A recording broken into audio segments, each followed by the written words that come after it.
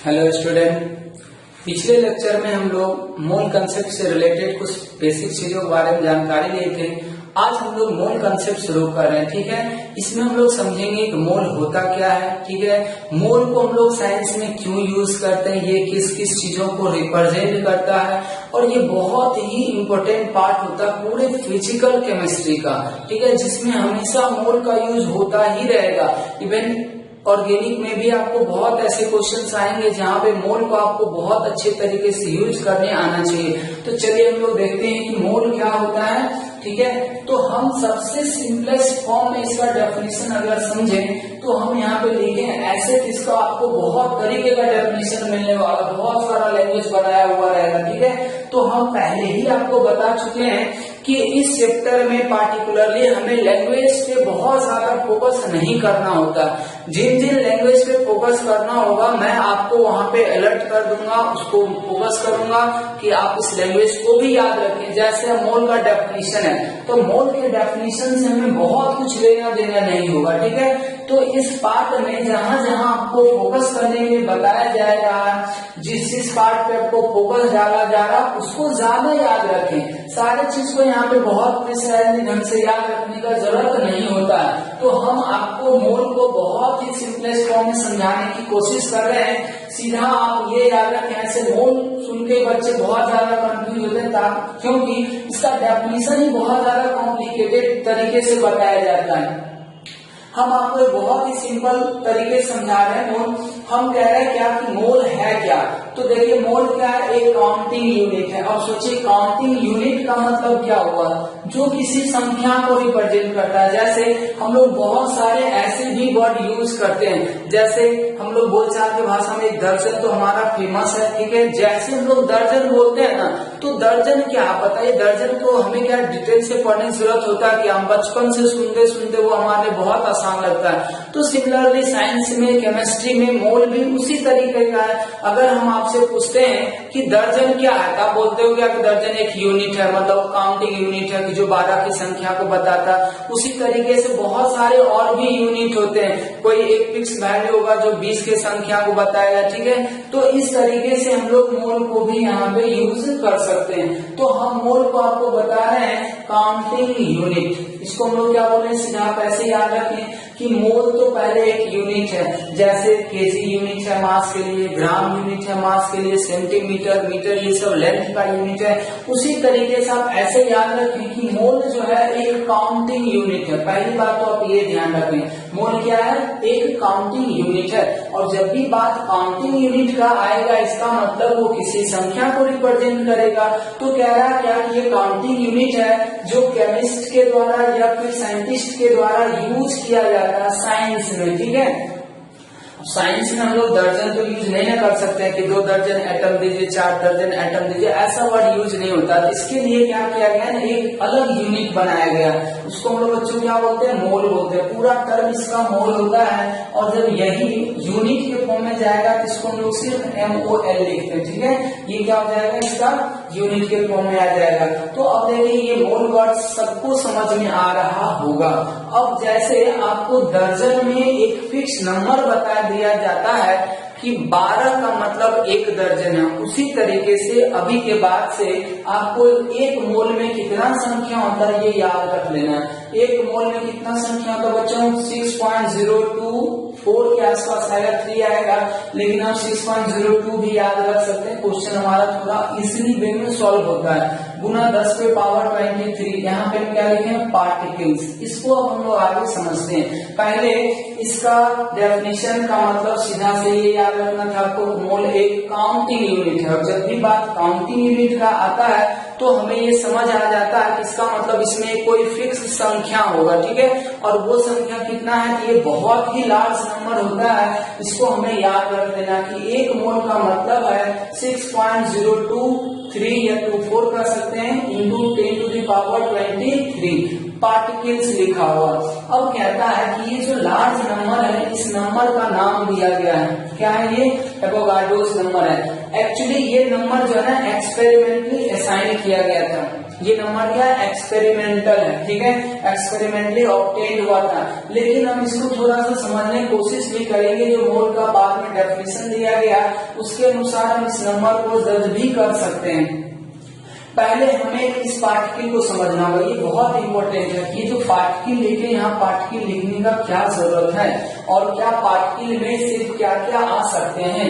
तो पार्टिकल्स में देखें, केमिस्ट्री के लैंग्वेज में अगर यूज करें तो एटम आ सकता है, मॉलिक्यूल हो सकता है, आयन हो सकते हैं, या फिर इलेक्ट्रॉन, प्रोटॉन और न्यूट्रॉन हो सकते हैं। और इसके अलावे हम अदर सब्सटेंस भी लिखें। ये इसलिए लिखे हैं ताकि क्या होता है ना, कभी कभी आपको क्वेश्चन में कंफ्यूज करने के लिए कुछ भी संख्या दे देगा, कहेगा इतना मोल्स बुक है हमारे पास, कुछ भी ऐसा दे देगा, कहेगा इतना मोल रुपीज है हमारे पास, तो उसका काउंटिंग करने का रेट देगा, कहेगा बताइए कितने समय में हम काउंट कर लेंगे।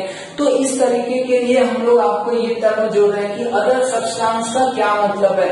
क्वेश्चन में कोई भी चीज यूज कर देता है, कभी आप रुपीज की बात करेंगे, कभी और कोई सब्सटेंस का बात करेगा जो कि साइंस से रिलेटेड नहीं होते हैं, तो क्वेश्चन को मॉडिफाई करता है। तो हम यहाँ पे पार्टिकल का मतलब कोई भी चीज ले सकते हैं। आप ऐसे समझ लें, पेन भी यूज कर सकते हैं, कुर्सी यूज कर दें, टेबल यूज कर दें, एवरीथिंग, ठीक है। चूंकि ये संख्या तो हम सब चीज का निकाल सकते हैं ना, ऐसा थोड़ी हम पेन को काउंट नहीं करते, पेन को भी काउंट कर सकते हैं, काउंटिंग तो सबका हो सकता है। पॉसिबल हो या इम्पॉसिबल हो वो बात अलग है। तो अब यहाँ ध्यान रखेंगे, पार्टिकल क्या क्या हो सकता है, एटम हो सकता है, मॉलिक्यूल हो सकता है, आयंस हो सकते हैं। अब सोचें कि एटम्स कब यूज होता है। एटम्स किसका स्मॉलेस्ट पार्टिकल था, एलिमेंट का, तो एलिमेंट के केस में आप पार्टिकल्स की जगह पे एटम बोल देंगे। मॉलिक्यूल किसका स्मॉलेस्ट पार्टिकल था, आप देखिए बच्चों पीछे वाला यूज होना शुरू हो गया ना। इसीलिए हम एक लेक्चर में आपको एटम, मॉलिक्यूल्स ये सब के बारे में बहुत डीपली समझाया था। क्योंकि जब तक आपको ये सब में डिफरेंस नहीं समझ आएगा ना, तब तक मोल बहुत ज्यादा आपको मुश्किल कर देगा, डिफिकल्ट लगेगा। तो देखिए 3 टर्म आ गया, मोल, मॉलिक्यूल, एटम, तीनों एक दूसरे से बहुत ही अलग होते हैं। मोल क्या है बच्चों, एक काउंटिंग यूनिट है जिसमें बहुत ज्यादा संख्या सम्मिलित है, ठीक है। एटम क्या होता है, एलिमेंट का सबसे छोटा पार्टिकल। मॉलिक्यूल क्या होता है, तो कंपाउंड का सबसे छोटा पार्टिकल। और आयंस क्या होते हैं, आयंस के बारे में यही लिख देते हैं, ये क्या होता है, smallest particle of charge species. ये इसको आप एक शब्द में रेडिकल बोल सकते हैं। किसी भी रेडिकल का जो स्मॉलेस्ट पार्टिकल होता है उसको हम लोग आयंस बोलते हैं। इलेक्ट्रॉन, प्रोटॉन, न्यूट्रॉन तो सबको पता ही है, ठीक है। तो हम समझते हैं, यहाँ तक सबको समझ में आ गया। देखो इसको यूज कैसे करना है, तो पहले तो आप इतना याद रख लो कि एक मोल का मतलब 6.02 इंटू 10⁻23 पार्टिकल्स याद रखो, ठीक है। अब पार्टिकल्स के जगह पे आप कभी एटम बोलेंगे, कभी मॉलिक्यूल बोलेंगे, कभी आयन बोलेंगे, तो कभी हम इलेक्ट्रॉन या फिर प्रोटॉन या फिर न्यूट्रॉन। अब ये कब क्या यूज करना होगा, तब अब देखना होगा कि हम जो सब्सटेंस ले रहे हैं, ठीक है, जिसका हम मोल काउंट कर रहे हैं वो सब्सटेंस क्या है। अगर वो सब्सटेंस एलिमेंट है तो संख्या किसका आएगा बच्चों, एटम का आएगा। अगर वो सब्सटेंस कंपाउंड है तो संख्या किसका आएगा, मॉलिक्यूल का आएगा। अगर वो सब्सटेंस जिसको हम काउंटिंग कर रहे हैं, अगर वो सब्सटेंस क्या रह गया, रेडिकल रह गया, तो ये जो काउंटिंग करने के बाद संख्या आएगा वो किसका आ जाएगा, आयंस का आ जाएगा। और अगर इलेक्ट्रॉन, प्रोटॉन, न्यूट्रॉन है तो इसके लिए हम इलेक्ट्रॉन, प्रोटॉन, न्यूट्रॉन ही यूज करते हैं। ये 3 स्पेसिफाइड होते हैं कि एटम का हम लोग यूज सिर्फ और सिर्फ किसके लिए करते हैं, एलिमेंट के लिए। मॉलिक्यूल का यूज हम किसके लिए डायरेक्टली करेंगे, कंपाउंड के लिए। और आयंस का यूज हम लोग रेडिकल्स के लिए करते हैं, ठीक। अब हम थोड़ा सा इस एवोगाड्रोस नंबर के बारे में आपको बताते हैं कि एवोगाड्रो नाम का जो साइंटिस्ट था वो अपना नंबर कैसे डिसाइड किया कि इतना ही संख्या हम एक मोल बोलते हैं। ये भी सोचने वाली बात है कि ये ठीक एक्सपेरिमेंट लिया है। हम एक्सपेरिमेंट बच्चों इसलिए कर रहे हैं क्योंकि जो इसका डेफिनेशन में है ना वो एक्सपेरिमेंट से ही निकाला जा सकता है। हम पीछे लिखे भी थे कि किसी भी एटम का जो एग्जैक्ट मास होता है वो किससे हम लोग मेजर करते हैं। एक एक्सपेरिमेंटल क्वांटिटी होता है, इंस्ट्रूमेंट से मेजर किए जाते हैं, जिसको हम लोग मास स्पेक्ट्रोमीटर बोले थे। तो इसीलिए ये नंबर भी जो आया है वो इसी के लिए आया है इतना। और ये भी ध्यान रखें कि एक मोल में ये जो संख्या है बच्चों, ये किसके रिस्पेक्ट में दिया गया, विद रिस्पेक्ट टू 6C12। ये भी ध्यान रखें, ये जो संख्या है एक मोल में ये किसके दिया है बच्चों, विद रिस्पेक्ट टू 6C12। अगर आपसे कभी कोई ऐसा सवाल पूछता है कि क्या एक मोल में जो अभी हम लोग संख्या जानते हैं, क्या वो संख्या में भी चेंज हो सकता है क्या इससे ज्यादा संख्या एक मोल में हो सकता है, क्या इससे ज्यादा ये कम हो सकता है संख्या, का आप आंसर करेंगे हाँ हो सकता है। एक मोल में ये संख्या वैरी कर सकता है। वो डिफरेंस आएगा किसके आधार पे, ये डिफरेंस के आधार पे आएगा कि हम किसके रिस्पेक्ट में लिख रहे थे। एक मोल में इतना जो संख्या होता है वो किसके रिस्पेक्ट में बताया गया बच्चों, 6C12 एटम के रिस्पेक्ट में बताया गया। अगर मान लिए कि हम पूछते हैं मैग्नीशियम एटम के रिस्पेक्ट में, हो सकता है कि एक मोल में इतना संख्या ना आके कुछ ज्यादा आ जाए या कुछ कम आ जाए। तो इस चीज को हम समझने की कोशिश करते हैं ताकि ये संख्या कहाँ से आया है और किसके रिस्पेक्ट में जनरेट किया गया, क्या इसका वेरिएशन का भी चांस है। तो इसका वेरिएशन का भी चांस है, लेकिन हम लोग जो कि फिक्स कर चुके हैं, IUPAC के द्वारा फिक्स कर दिया गया है कि एक मोल में आप हमेशा इतना ही संख्या यूज करेंगे, क्योंकि ये संख्या 12 के रिस्पेक्ट में निकाला गया है। अब इसको समझने के लिए हम बच्चों यहाँ पे एवोगाड्रोस नंबर अलग से डील कर रहे हैं। अब ध्यान से देखें एवोगाड्रोस नंबर कैसे निकाला गया था या किस तरह के नंबर को एवोगाड्रोस नंबर बोला गया है। तो एवोगाड्रोस नंबर एक्चुअली जो है वो एक्चुअल में क्या बताता, नंबर ऑफ कार्बन एटम का संख्या बताता है। एवोगाड्रोस नंबर जो है वो किसके संख्या बताता है, कार्बन एटम की संख्या को बताता है।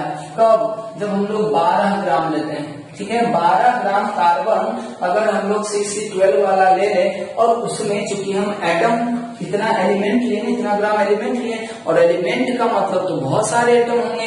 तो साइंटिस्ट क्या किया, एवोगाड्रो नाम का साइंटिस्ट जो था वो बताया क्या कि अगर हम 6C12 एटम का एग्जैक्टली 12 ग्राम, ज्यादा कम नहीं लेना, 12 ग्राम ही लेना, और उसमें अगर हम नंबर ऑफ एटम का संख्या निकालते हैं तो वो संख्या उसको आ रहा था इतना, ठीक है। और इसी संख्या को क्या बोल दिया गया, वो एक नया टर्म यूज कर दिया, मोल। जैसे हम आपको बताए थे कि हम लोग क्या करते हैं ना, 1.66 इंटू 10⁻⁻24 ग्राम, ये एक मास हो गया। उसी को हम एक अलग यूनिट में बनाना चाहते हैं तो उसको हम लोग क्या करते हैं, एक यूनिट बना लेते हैं। कितना ग्राम मतलब एक यूनिट हो गया। अब इसका मल्टीपल ट्रिपल करते जाएंगे, अपना यूनिट मल्टीप्लाई हो जाएगा, तो एक MU आएगा। तो उसी तरीके से क्या बोला कि कार्बन एटम का 12 ग्राम ले लेते हैं, उसमें एटम का संख्या निकालते हैं। जितना एटम का संख्या आएगा तो देखा कि तो बहुत लार्ज नंबर आ रहा, तो सोचा कि इस लार्ज नंबर को हम एक यूनिट बना सकते, छोटा सा वैल्यू मान लेते हैं, इसको याद रख लेंगे कि इतना में इतना होगा, तो बाकी जितना आएगा उसको हम लोग सीधा एक मोल के टर्म में, छोटे स्मॉलेस्ट यूनिट के टर्म में उसको कन्वर्ट कर पाएंगे। तो ये चीज हम यहाँ पे निकालने को दिखा भी रहे हैं। अब देखिए क्या करा, it is the number of carbon atoms in exactly 12 gram of sample of 6C12। जब हम लोग इसका 12 ग्राम लेंगे, उसमें नंबर ऑफ कार्बन एटम निकाल देंगे ना, तब जो नंबर आएगा उसी को क्या बोला गया बच्चों, एवोगाड्रोस नंबर। और हम यहाँ पे निकाल के वही चीज दिखाएं आपको कि जैसा कि हम पहले ही जानते हैं कि ये मास स्पेक्ट्रोमीटर से निकाला गया। ध्यान रखिए इसको, मास स्पेक्ट्रोमीटर से कितना निकाला गया था कि इतना ग्राम कार्बन एटम अगर हम लेते हैं 6C12 का, तो उसमें कितना कार्बन एटम आता है, एक कार्बन एटम आता था। क्योंकि एक कार्बन एटम का ही मास इतना ग्राम था, तो सोचे बच्चों अगर हम 1 ग्राम कार्बन लेते हैं तो इतना एटम आता। तो हम अभी कितने ग्राम कार्बन में एटम की संख्या निकालने की कोशिश कर रहे हैं, इतना ग्राम में निकालने की कोशिश कर रहे हैं, तो 1 बटा इतना गुना 12। अब अगर 12 में आप इस संख्या को डिवाइड करेंगे तो आएगा 6.02409, कुछ इस तरीके से आता है। तो इसको हम लोग 6.02 लिखे हैं, आप डिवाइड करके देख भी सकते हैं। तो इतना गया, इसी को हम लोग क्या बोलते हैं बच्चों, Na। तो Na का कहानी आपको समझ में आ गया होगा। तो ये सब डेरिवेशन से हमें बहुत ज्यादा मतलब नहीं होता है, हमें बस ये वैल्यू याद रह जाए, ठीक है। हमारा काम सिर्फ यहाँ से होगा। और ये जो एवोगाड्रोस नंबर है, इसका जो डेफिनेशन हम लिखे ना, आप बहुत सारे बुक में देखेंगे ना, तो मोल का डेफिनेशन एक्चुअल यही लिखा हुआ रहता है। तो एक्चुअली मोल जो है वो तो एक यूनिट है। एक्चुअली ये जो संख्या है यानी एक्चुअल में उसका डेफिनेशन और इसी संख्या को मोल बोला गया, इसलिए मोल का भी डेफिनेशन यही लिखा जाता है कि एक मोल जो होता है एक्चुअल में नंबर ऑफ कार्बन एटम को रिप्रेजेंट करता है। जो 12 ग्राम कार्बन में होता है तब देखिए वो कितना है, इतना है ना, इसीलिए एक मोल बराबर इतना मान लिया जाता है। तो हम समझते हैं कहानी सभी लोगों को समझ में आ गया होगा और बहुत अच्छी तरीके से आ गया होगा। तो अब आपको याद क्या रखना, ठीक है, हम तो इतना सारा चीज बता दिए, लेकिन अब हमें फाइनली याद क्या रखना, क्या इतना सारा बात हमें याद रखना जरूरी है? कोई जरूरी नहीं सवाल के लिए। अगर आपको ध्यान रह जाए तो बहुत अच्छी बात है। आपको सवाल बनाने के लिए सिर्फ और सिर्फ ये बात याद रखना बस कि एक मोल बराबर इतना संख्या होता है, या आप उल्टा सोचें कि इतना संख्या को हम लोग एक मोल बोलते हैं। बस इतना अगर आपको समझ में आ रहा तो समझे कि अभी हम जितना भी चीज आपको समझा वो सब आपको समझ में आ गया, ठीक है। तो इन सब चीजों को हम लोग और आगे डिटेल से पढ़ते हैं। अब मोल के बारे में और थोड़ा सा पॉइंट और क्लियर करेंगे यहाँ पे। पहले तो मोल के बारे में देखेंगे तो फिर सोचेंगे मोल निकालेंगे कैसे आखिर। अब देखें कि मोल का एक दो पॉइंट आप ऐसे याद रख सकते हैं कि मोल को जो है ना और भी नाम से जाना जाता है। जैसे देखें इसको कोई बोलेगा 1 mole of atom, 1 mole of atom. इसका मतलब इसको और कोई क्या बोल सकता है बच्चों? 1 मोल ऑफ एटम या 1 ग्राम एटम, 1 ग्राम एटम। ये सब वर्ड से कंफ्यूज मत होना, ठीक है। सब का सब क्या है, और मोल बोले या 1 मोल बोले, सब एक ही टर्म है। ध्यान से देखें, 1 मोल ऑफ एटम लिखें या 1 ग्राम एटम लिख दे या सीधा 1 मोल बोले, सब एक ही क्वांटिटी को रिप्रेजेंट कर रहा है। वो कितने का? इतना का। क्या बराबर 6.02 इंटू 10 to the power 23। अब क्या बोलेंगे बच्चों? एटम बोलेंगे। क्यों एटम बोलेंगे? क्योंकि 1 मोल एटम है, ग्राम एटम है, 1 मोल ऑफ एलिमेंट के लिए होगा। तो पहला बात तो आपको ये याद रख लेना है, पहला बात आपको ये याद रखना है। दूसरा, अब सोचिए 1 मोल ऑफ, आपको सब बात अब एक ही जैसा लगेगा। मॉलिक्यूल, अब देखिए जैसे ही मॉलिक्यूल आ गया इसका मतलब सोचिए कि हमारे पास सब्सटेंस क्या रहा होगा? कंपाउंड रहा होगा या एलिमेंट रहा होगा? कंपाउंड रहा होगा। या इसी को कोई ऐसे बोल सकता है 1 ग्राम मॉलिक्यूल। क्या बोलेगा बच्चों? 1 ग्राम मॉलिक्यूल। या फिर इसी को कोई सिंपल 1 मोल बोल सकता है। 6.023 इंटू 10 to the power 23। क्योंकि सब तो एक ही संख्या में रिप्रेजेंट कर रहा होगा, वो संख्या इतना है और ये संख्या भी आएगा किस चीज का बच्चों? तो मॉलिक्यूल का आएगा। क्योंकि ये सारा बात हम लोग कंपाउंड के लिए यूज कर रहे हैं तो ये दूसरा पॉइंट होंगे। सब बात देखिए एक ही जैसा लग रहा है, कोई भी एक याद रखेंगे तो दूसरा याद रख जाएगा। 1 मोल ऑफ आयंस। अब सोचिए 1 मोल ऑफ आयन का क्या करने का मतलब हुआ? या इसको क्या हम लोग 1 ग्राम आयन बोल सकते हैं क्या? या इसको हम लोग क्या बोल सकते हैं? 1 मोल। और ये भी कितने संख्या रिप्रेजेंट करेगा? 2 या 2 जो भी लिखना चाहें, 10 to the power 23। ये हो जाएगा आयंस। समझ में आता है ना? ये 3 वर्ड याद रखें, क्योंकि क्वेश्चन में क्या है ना, कभी कभी मोल यूज नहीं करेगा, वो कहेगा नंबर ऑफ ग्राम आयन निकालिए। तो ग्राम आयन भी पूछा जाए इसका मतलब मोल ही पूछा जा रहा है, या मोल ऑफ आयन पूछा है इसका मतलब मोल ही निकालना। तो ये 3 वर्ड भी आपको और एक्स्ट्रा ध्यान रख लेना है। अब आता है कि आखिर हम मोल को कैसे कैसे कैलकुलेट करेंगे। तो पहले तो आपको ये ध्यान होना चाहिए कि एक्चुअली मोल है क्या। तो मोल तो हम लोग काउंटिंग यूनिट बताएं, तो आप सीधा ऐसे सोचो कि अगर आपके पास, हम बोलते हैं कि 60 पेन है, आपके पास कितना पेन है बच्चों? 60 पेन है। तो 60 पेन का मतलब कितना दर्जन होता है? तो आप क्या करते हो? एलिमेंट्री लगाते हो, एलिमेंट्री मैथ लगाते हो, क्योंकि 1 दर्जन का मतलब 12 है, या 12 का मतलब 1 दर्जन है, 24 का मतलब 2 दर्जन हो जाएगा, 36 का मतलब 3, 48 का मतलब 4, 60 का मतलब 5 दर्जन। तो सेम कहानी यहाँ भी आपको लगा देना, ठीक है। तो हम मेथड बताते हैं हमको कैलकुलेशन ऑफ मोल का, कैलकुलेशन ऑफ मोल का। मोल कैसे कैलकुलेट करेंगे? तो चूंकि आपको पता है कि मोल है क्या भैया, तो नंबर का यूनिट है, तो नंबर अगर दिया हुआ रहेगा तो मोल निकालने का तरीका। अब बताओ, अगर हम तुमको 60 पेन दिए तो दर्जन कैसे पता है? 60 में 12 से भागा दिए। 12 से ही क्यों भागा दिए? क्योंकि 12 के संख्या को ही तो यूनिट माना गया ना, एक दर्जन माना गया। तो सेम कहानी है, अगर कोई कहता हमारे पास 60 पेन है तो बताओ कितना मोल होगा, दर्जन नहीं कितना मोल होगा। तो अब सोचेंगे कि आखिर कितने की संख्या को एक मोल बोला गया, तो वो संख्या कितना था, इतना से डिवाइड कर देंगे तो ये मोल में आ गया। तो अब सोचिए कि अगर हमारे पास मोल का डेफिनेशन लिखना हो तो मोल बराबर आप क्या लिखोगे? मोल बराबर क्या लिखना होगा? नंबर ऑफ पार्टिकल्स, इसमें डिवाइड किससे करोगे? अवोगाड्रोस नंबर से। हम समझते हैं कि फॉर्मूला सबको समझ आ रहा होगा, हम ऐसा क्यों कर रहे हैं, ठीक है। तो ये नंबर आ गया। अब सोचो कि ये जो पार्टिकल्स होगा वो क्या क्या हो सकता है। हम पहले बता दिए, केमिस्ट्री हम लोग पढ़े, केमिस्ट्री में पेन और बुक और टेबल बहुत रेयर होता है, ठीक है, ये यूज ही नहीं होता। करने को तो कर सकते हैं सवाल में, लेकिन केमिस्ट्री साइंस में पार्टिकल्स के जगह पे एटम्स यूज होंगे, मॉलिक्यूल्स यूज होंगे, आयन्स यूज होंगे, या फिर इलेक्ट्रॉन, प्रोटॉन और न्यूट्रॉन। तो ओवरऑल यही 6 बात आपको ज्यादा ध्यान रखना है। एटम, मॉलिक्यूल, आयन, ये 3 हो गए, ठीक है।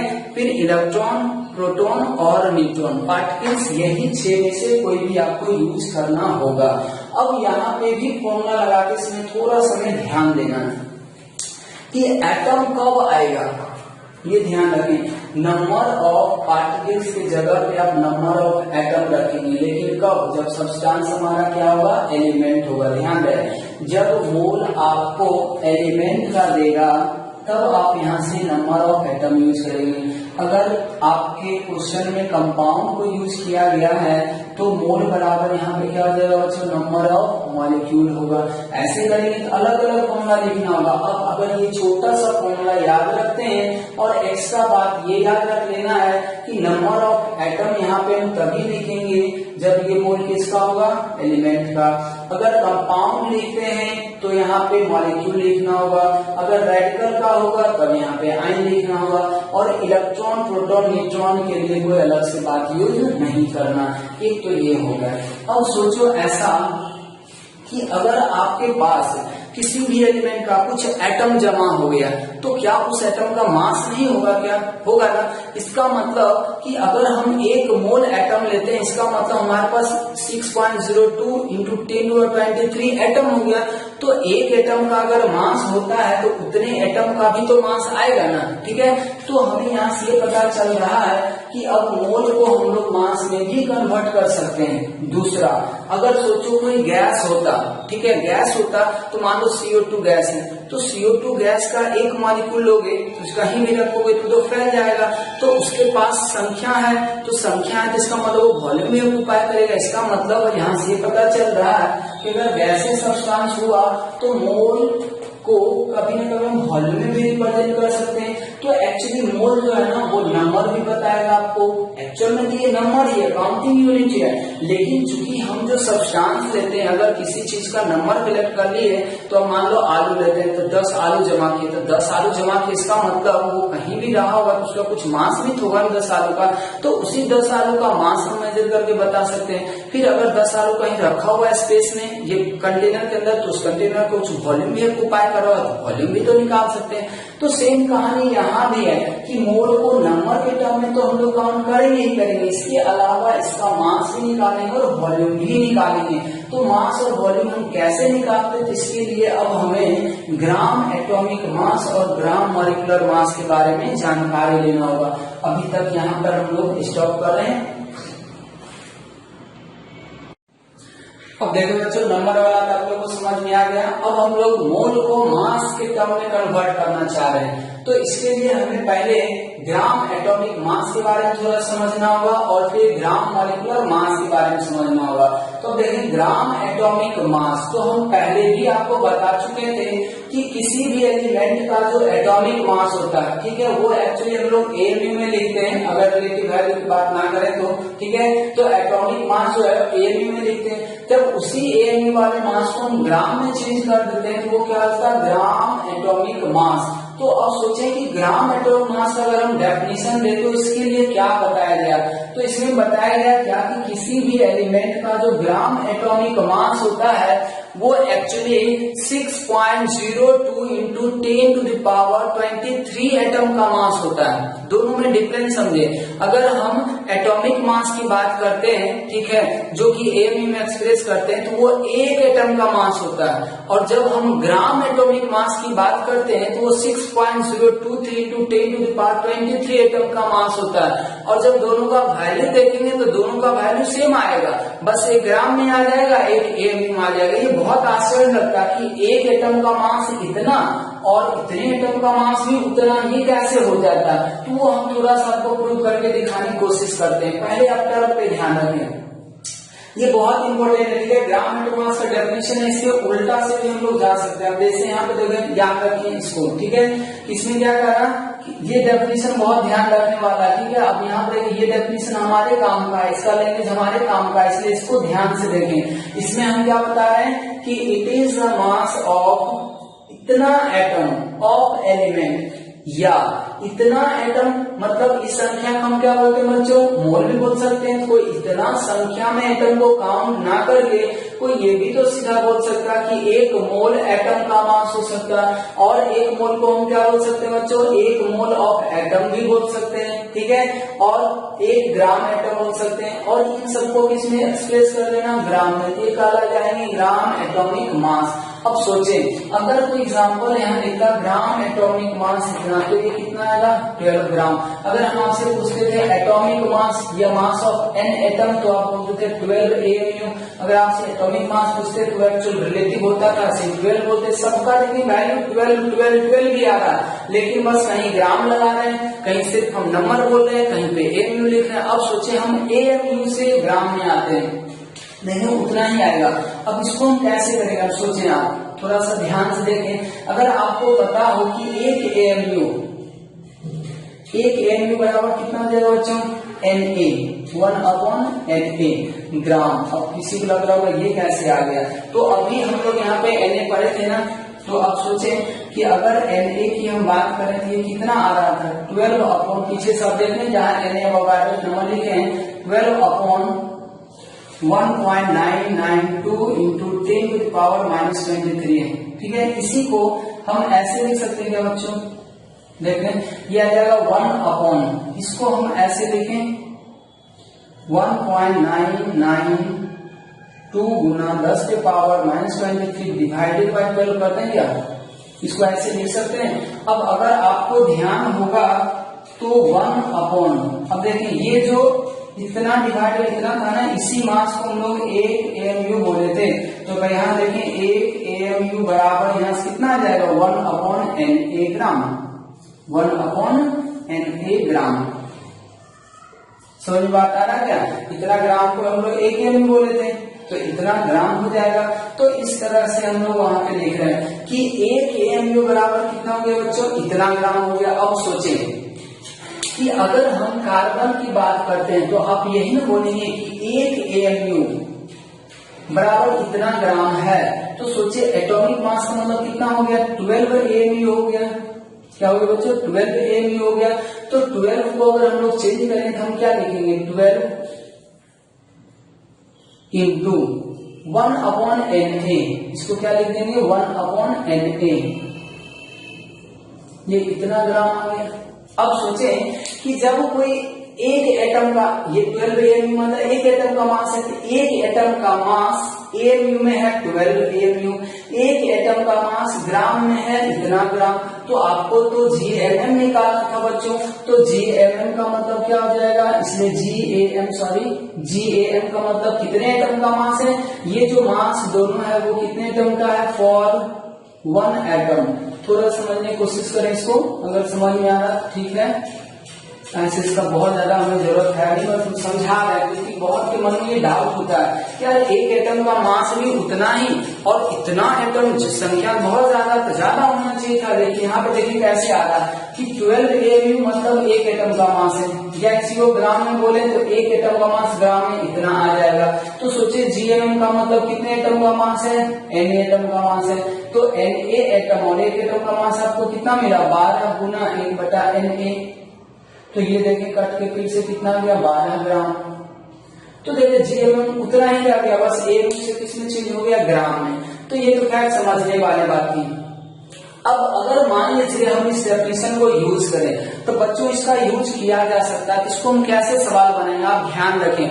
हमें लगता क्या है कि अगर मान लीजिए क्वेश्चन में कार्बन पे आता क्वेश्चन, मैग्नीशियम के ऊपर क्वेश्चन होता है, नाइट्रोजन के ऊपर क्वेश्चन होता है, तो हमें ग्राम एटॉमिक मास निकालने की जरूरत नहीं पड़ेगा, वो तो हम लोग डायरेक्ट याद कर लिए हैं। लेकिन कभी कभी क्वेश्चन में आपको क्या करेगा, कहेगा n एलिमेंट x। अब बताएं जब n एलिमेंट x कर दिया, x तो आपको पता ही नहीं है, तो जब x पता ही नहीं है तो उसका आप एटॉमिक मास कैसे यूज करेंगे।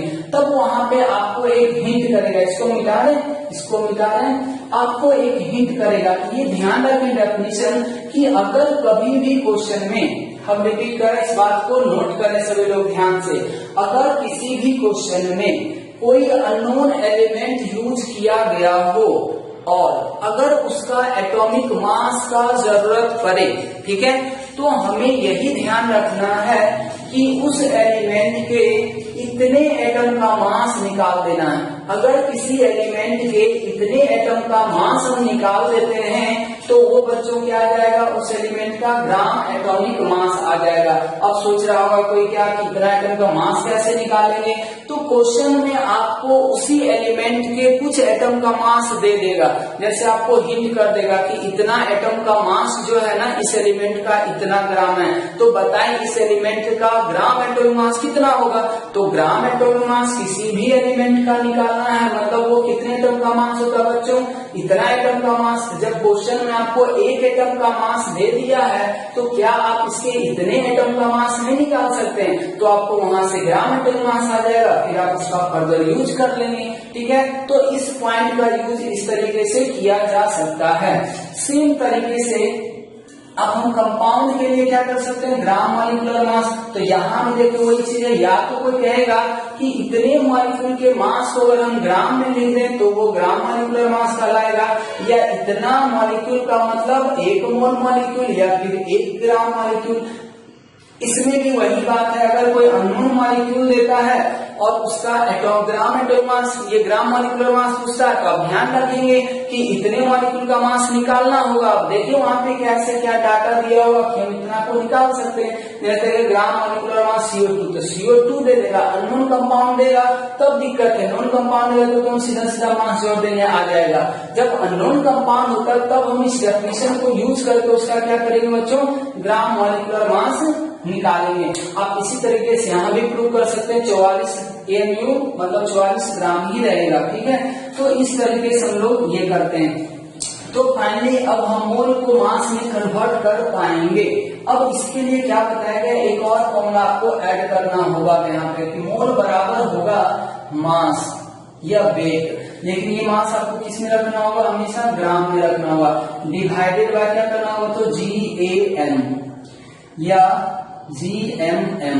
अब वो डिपेंड करता है कि आपके पास सब्सटेंस क्या है। अगर एलिमेंट होगा तो एलिमेंट का वेट और उसका एटॉमिक वेट, अगर मॉलिक्यूल होगा तो मॉलिक्यूलर ये कंपाउंड का weight divided by GM molecular mass, या आयन भी होगा तो भी। तो सीधा पैसे याद रखिए, अगर आपके पास कोई भी मास दिया हुआ है तो उसके 1 यूनिट के मास से आपको क्या कर देना है, इसमें डिवाइड कर देना है, तो आपको क्या आ जाएगा बच्चों, मोल आ जाएगा। तो मोल निकालने का ये दूसरा तरीका हो गया।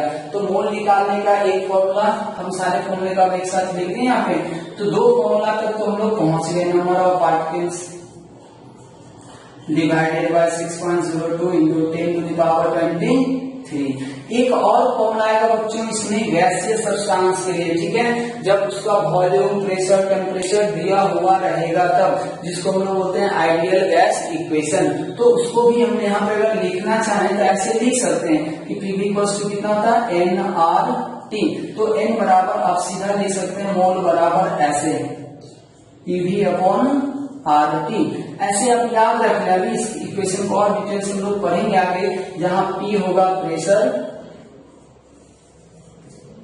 इन एटीएम और V होगा volume of gas in litre, और R बच्चों में कांस्टेंट होता है, इसको हम लोग बोलते हैं गैस कांस्टेंट या यूनिवर्सल गैस कांस्टेंट। इसका वैल्यू फिक्स है 0.0821 एटीएम लीटर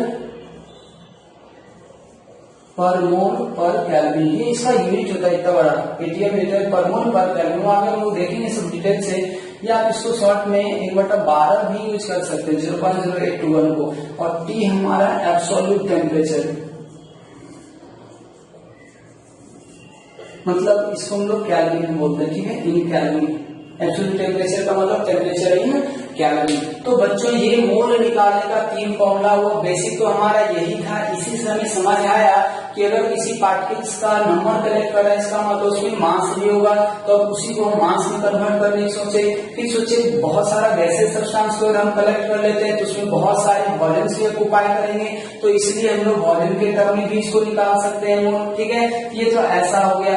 एक और आ जाएगा, यही फॉर्मूला आएगा, लेकिन एक ऐसा भी आता है volume of gas at STP. ये एसटीपी कंडीशन आगे हम लोग देखेंगे, हम फॉर्मूला भी आपको लिख देंगे सब, ठीक है। Volume of gas at STP in litre, litre में लेना, और डिवाइडर कितना करेंगे बच्चों 22.4। यहाँ पे थोड़ा सा वेरिएशन आपको देखने को मिल सकता, कभी कभी 22.7 होगा, ठीक है, एसटीपी पे ही कहीं कहीं क्या होता है 22.4 होता है, तो एक्चुअली प्रेशर का टर्म अलग होता है। एसटीपी जो होता है पुराने कन्वेंशन में एसटीपी का मतलब होता था 1 एटीएम, अभी के डेट में उसको 1 बार दिया जा रहा है, तो बार और एटीएम में थोड़ा सा फर्क होता है, जिसके कारण वॉल्यूम भी होता है। ये फैक्टर जो है 22.4 और कभी कभी 22.7 भी हुआ, लेकिन हम लोग कन्वेंशनली एसटीपी को 1 एटीएम लेके चलते हैं, पुराने कन्वेंशन आईटी का जो है उसी को लेके चलते हैं। तो ओवरऑल मोल निकालने का बच्चों यही 4 फॉर्मूला है, इसको आप याद रखें, ठीक है। और इसी के ऊपर हम अलग अलग तरीके का सवाल करेंगे, ठीक है। तो आज के लिए हम लोग इतना ही रखते हैं कि नेक्स्ट में हम लोग इसका सवाल लेकर आते हैं, उसी पे हम लोग सवाल करेंगे और इस सारे क्वेश्चन को अच्छी तरीके से वहां पे अप्लाई करेंगे और समझेंगे कौन क्वेश्चन कब लगाने हैं, ठीक है। तो आज के लिए इतना ही, बाकी सभी लोग पीछे भी थोड़ा सा रिपीट कर लेंगे ताकि क्वेश्चन करते समय लैंग्वेज समझ में आ जाए।